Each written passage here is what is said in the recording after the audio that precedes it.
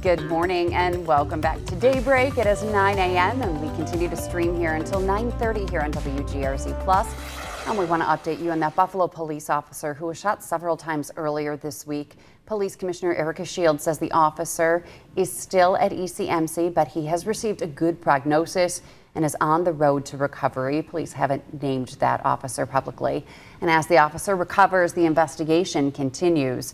Shields says officers spent yesterday searching for evidence at the home where the shooting happened. Officers responded, you might remember, to that call for a domestic incident on Tuesday. Shields says the officers attempted to arrest a suspect in the kitchen, and they found that he had a concealed weapon. The commissioner says that the suspect was combative, and when officers tried to put cuffs on him, he eventually began firing shots.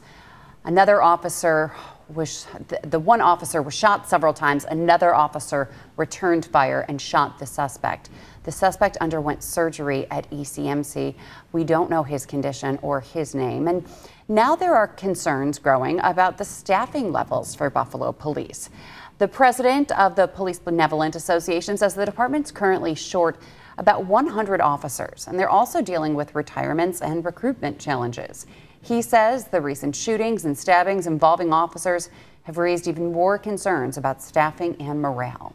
So as of right now, we're according to the most recently proposed budget, the Buffalo Police Department could be and should be at 814 officers. I think that may be a low number to begin with, but if we use that number, 814, we're currently below that by 100. And we've had 47 retire last year, and we're only able to add 4 officers this year. We're having trouble retaining the officers we have, and we're having just as much trouble recruiting officers.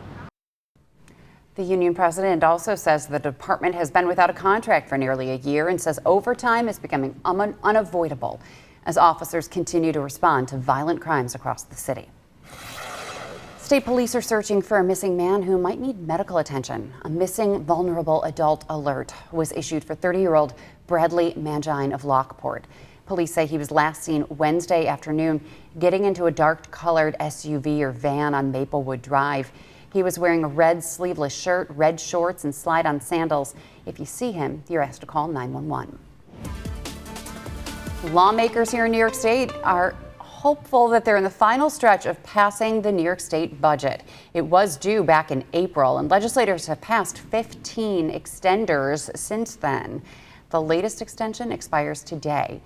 The spending plan proposed by Governor Kathy Hochul is estimated between $262 and $270 billion.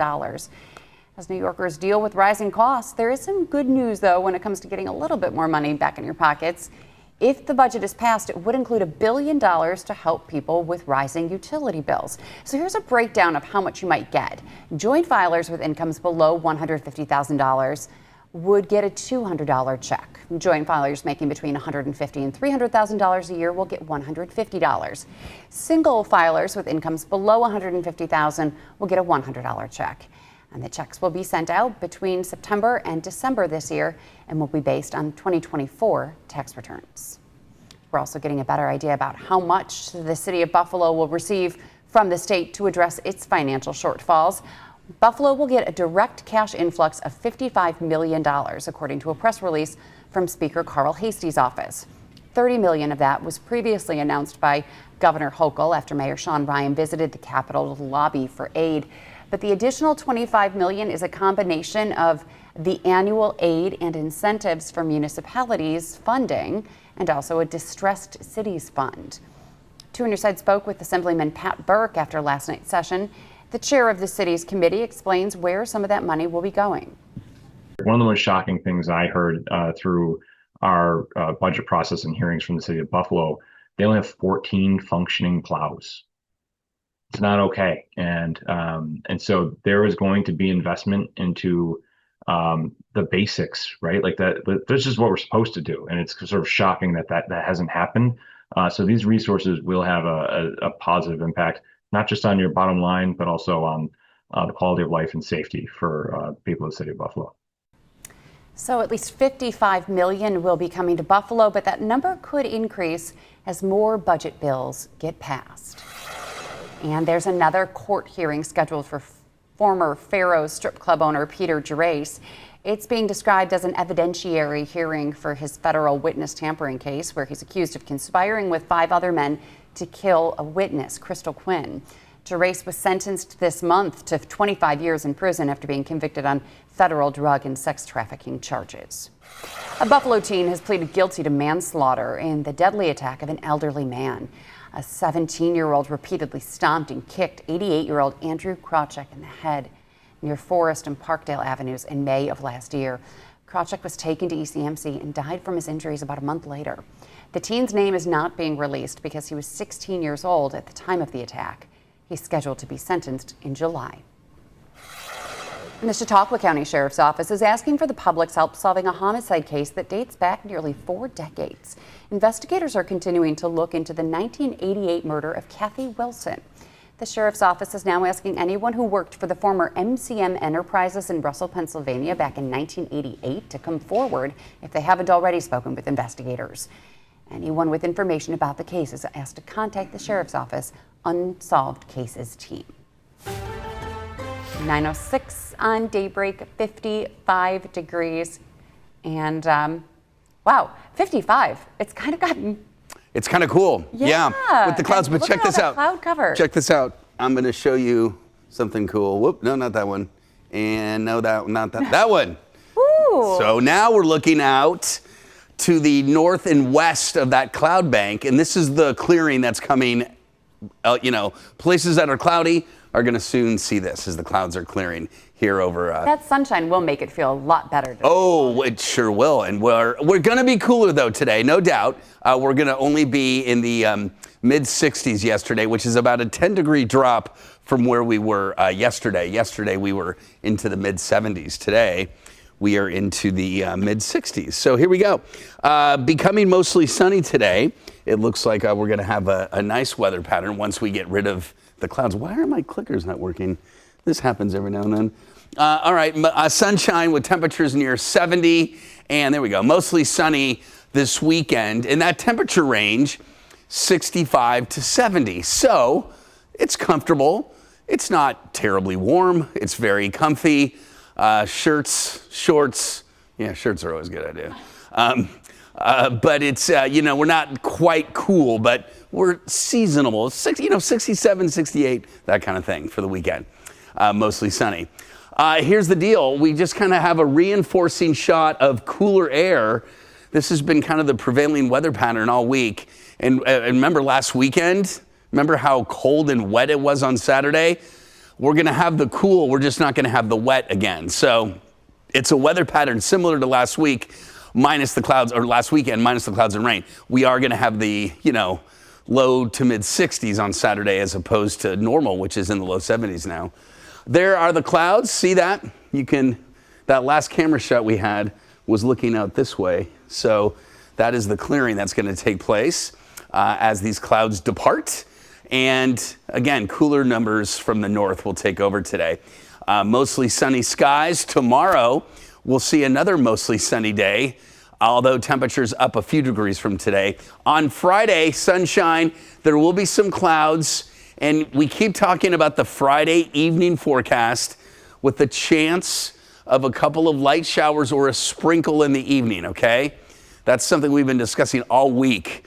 And earlier it looked like, hey, there was a chance of maybe, an hour or two of showers. We never felt that. It just looks overdone. I think this is more reasonable with the chance of a quick shower Friday evening and then back to sunshine and clear skies Saturday and into Sunday. High temperatures today in the 60s. High temperatures tomorrow in the upper 60s, close to 70. 7-day forecast. There it is. Yeah, dry all the way for the next 7 days, ending May, starting June. The first 3 days of June look. See what I'm saying? With just no major heat. 60s to low 70s through the middle of next week. But yeah, this. I want to talk to you about this real quick.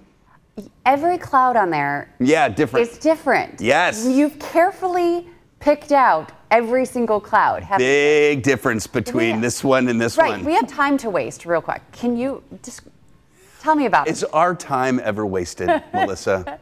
Come on. No, this is useful information. Yeah. So, okay, these are like high clouds, which is what we saw yesterday and what we'll see tomorrow.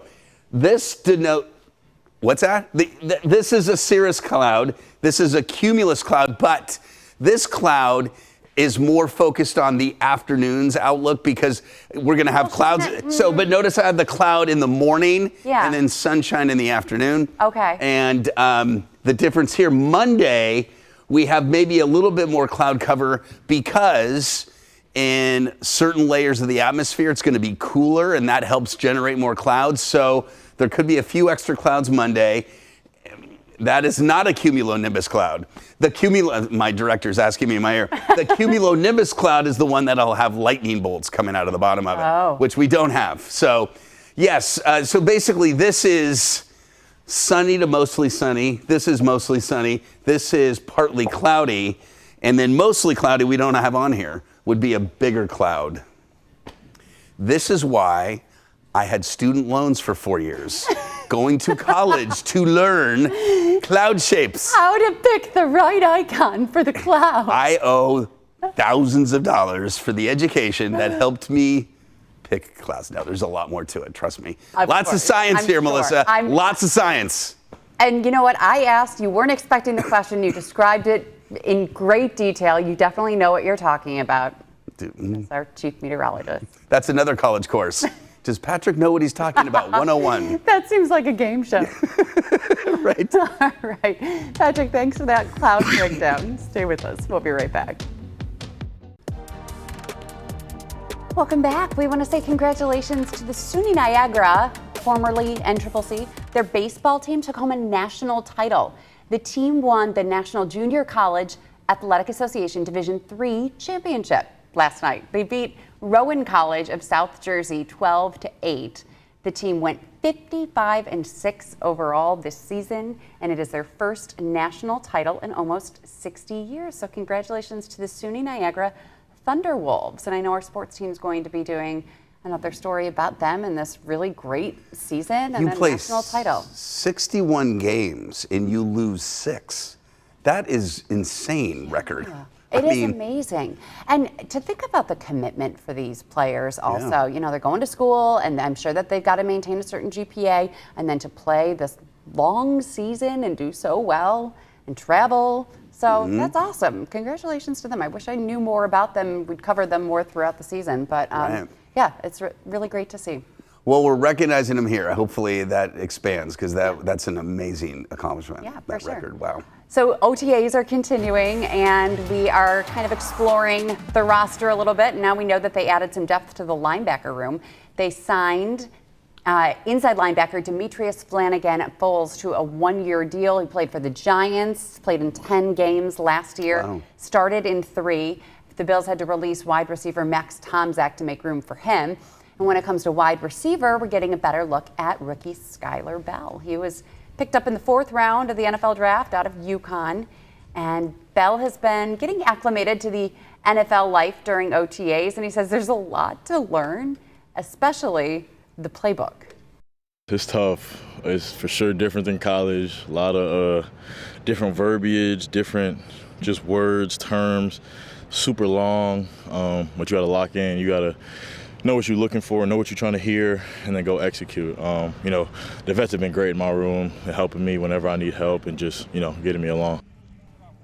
And today the Bills will take the field for their final OTA practice of the week, and the final slate of OTAs is next week before mandatory minicamp begins June 9th. And it's not just the rookies that have to learn the playbook. I mean, with Jim Leonard bringing a whole new defense, you've got these you know, veteran players that need to learn their job all over again. This 3-4 defense is going to look so different. Very different. And Jim Leonard is so brilliant, but also I was reading about what his defense looks like, and I do not understand it. So I shouldn't even go into trying to explain it, but even him just deciding what position each player will be at now is so complicated. What are they defensive ends or are they you know, the names of the position, you're right. It's a different language, words you use, everything. And by the way, listen, he's a former Bill. He's, I think, 43. He looks 23. I mean, but he's got this Because I know what 43-year-olds look like. He looks and yeah, that older guy than you. looks a lot younger than me. My point is that he has a wealth of experience, college level and pro level. Yeah. And it's amazing to hear how long he's been coaching and to look, you're like, my goodness. But anyway, yeah, he brings a very different style, and he's got a very different style in the locker room than, let's say, Joe Brady, who's kind of, very boisterous and energetic, and Leonard's more of a listener, apparently, more like cerebral. Anyway. Have you given much thought to the fact that there are so many changes with the defense overall and Jim Leonard and Joe Brady now calling the shots and obviously new players? It feels like this could be such a different team this year. And given how different it is, and to have the kind of schedule at the top of the schedule, there's going to be some growing pains with all of the newness, but then you're playing these 5 incredibly hard games out of the gate. Like a gauntlet right out of the gate. However, I feel like if Josh Allen can be Josh Allen and do Josh Allen-y things, it doesn't matter what's happening around him because he is just that elite of a player that as long as he is healthy and he's on his game, everything's going to be okay. But to have that pressure riding on you, it's huge because it's and you're asked to do that with a very different roster and a different coaching style. But it also can be, sometimes these new things can be exciting and change can be obviously a good thing. And by the way, you may have seen it circling on social media, and the Bills posted yesterday was a community day, and so some of the veterans took time out of their day to go to different schools, and there's a really cute video of Josh surprising kids at recess and showing up and just interacting with them and just being fun. And you can see that he's going to be such a good dad, first of all, when you see him interacting with these kids, but so many of the other players too. It didn't look like work for them to have to go out and do parades at schools and play kickball with the kids. And it really is a good crop of players, good crop of men on this team. And I love to see them off the field also. I saw one too with DeMar Hamlin. Did you see that one, walking into a school? Yeah. And he's got his camera going, or his phone, but you just see this line of students down the hallway. So excited to see him. Yeah. And he's got a powerful message, obviously. I'm so glad he stayed in Buffalo. Right. He's a good ambassador for the team. He's a good player too, good safety. Yeah. But I'm glad he's still here as a teammate. Yeah. Yeah, for sure. Okay, we are now 2 weeks out from the start of the World Cup. Something I know nothing about. I don't know anything about it either. I know I'm not going to see any games in person, that's for sure. Why? Oh, it's so expensive. It's so expensive. Ticket prices are really shocking. You can't find anything less than $1,000. I was checking ticket prices on Ticketmaster this morning. I actually couldn't find anything for New York or Toronto for under $2,500 for the worst seats in the house. Now, the best seat in the house for the World Cup final match, $33,000. So now New York State Attorney General Letitia James and the Attorney General in New Jersey are subpoenaing and questioning FIFA for how they came up with these ticket prices. The AGs are also demanding information related to fan complaints about being misled. So the World Cup kicks off June 11th, and then the World Cup final is July 19th, and that's going to be at MetLife Stadium in New Jersey. I thought I heard that the mayor of New York was doing his best to make accessible a certain block of tickets that are more affordable. Yeah, 1,000 tickets. Okay. For $50. Oh. Which is great. Yeah. But 1,000 tickets, that's it. And who gets? And it's a lottery. It's a lottery. Okay. Yeah. Okay. And then how many do you get? I mean, is it a pair of tickets? Because you don't want one. You don't want to go alone. Right. So, I mean, I like the idea behind it because, you think about it, it's like we're hosting this game that nobody can go to. Right. And they didn't just jack up the ticket prices for the games, but everything surrounding it is also more expensive. Like the public transit to get out to MetLife Stadium, I read it used to be, like on an average day, would be $20. Now it's $150. Whoa. Yep. Wow. So everyone is trying to make money off of.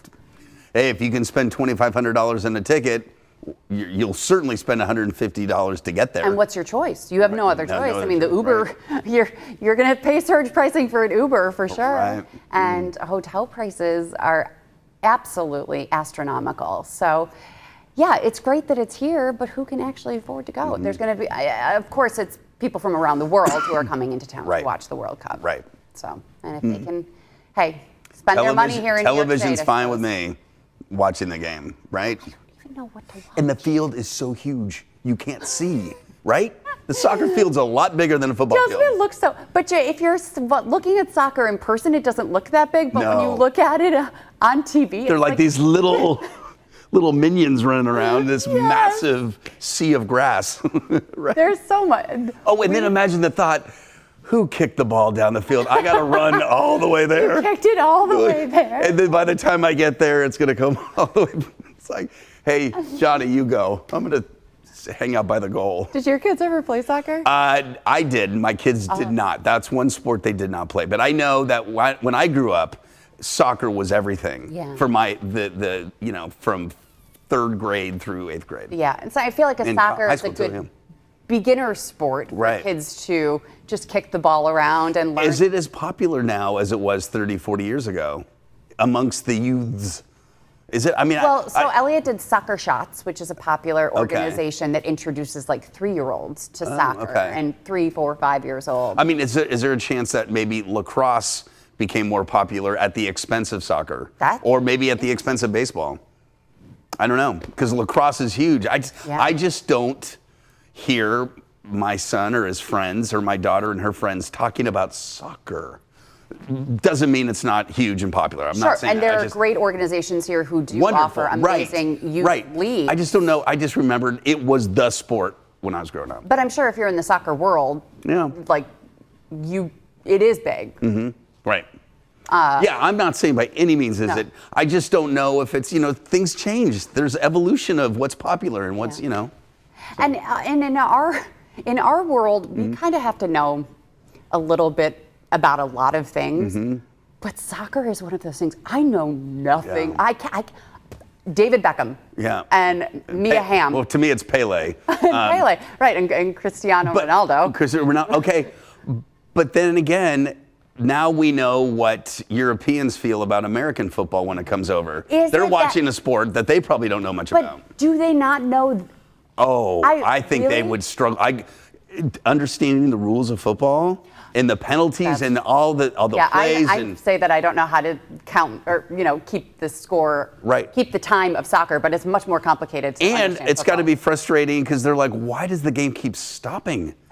Right? Every 30 seconds, timeout. Soccer never stops. It's one thing, right? So it's like, come on, let's but that's the nature of football. You have breaks between plays. And so, anyway. Yeah, I'm with you. I know very little. We need to look up the roster. Who's playing on Team USA? I don't know. I mean, I do know that, especially with the female team years ago, the players were extremely popular. For the Olympic team. For the Olympic team. Okay. But was it also for the World Cup team? I thought that there were some players that. Who's the player who ripped her shirt off? Thank you. What was her name? That's why we know. I know the move. I know the look. What I is can't her place the name? name. She was incredibly Yes. popular and lovable as a player, and she was a very good player too. What? Brandy Chastain. There you go. Did you get that in your ear? No, I just came with. I can't remember anything, but I just Chastain was her last name. Right, but we only know about because of that, viral moment. Right. Okay, that's all I have to say about that. That's all I have to say about that, says We'll be right Forrest back. Gump. Yeah. Captain Stubing. Hello, sir. Ahoy, polloi. And you know what? I feel like this cruise would be very much like the Love Boat. Yes. To pay $10,000 to be on it, I think that you better get that Love Boat experience, right? I don't think this boat has a pool, but if it did, it's better. It wouldn't go the music. It No, I would be think it'd be more yacht rock. It would be more loungy, very yacht rocky. Yes. If we don't have yacht rock, I don't know what they're thinking. Okay, but this is where it's going to be. 9 o'clock tonight, you will see the cruise ship dock here in Buffalo. For the first time in decades, we're going to have a cruise ship here. The 130-passenger America Cruise Line ship called the American Patriot is making its way here. This is the final stop on its 9-day journey, and it will be here. And all of those folks on the ship will be able to get out tonight and tomorrow and visit so many stops in Western New York and have excursions to the falls and other places. But But it if they're was docking at 9, what are they going to do when they they'll get off? probably go to bed. Okay. So they're not getting off the boat at 9. I think that I don't know their exact what- itinerary, but tomorrow they're here all day. Okay. And then they get back on for breakfast in the morning, I believe, and then have to fly back There it home, is. wherever that is. Look at all of those ports of call. That's awesome. And I've got to believe that. I bet it's And that's just one awesome. route, but there's another route that's more of like a 13 or 14-day journey that goes to Michigan. But anyway, it's going to be at the Erie Basin Marina. So if you want to see it there, that's where it is temporarily as they continue to build out. I don't think it has a pool. It has to have a pool. I don't think so. This isn't one of those. All right. Are maybe you really not. Are you gonna sit out in the Yeah, sun I guess deck it when it's doesn't look- 48 degrees? They better have a hot tub. Yeah, that's true. All right. That's all we have to say about that, too. Bye, everybody. Have a great day. There's no way that's a pool.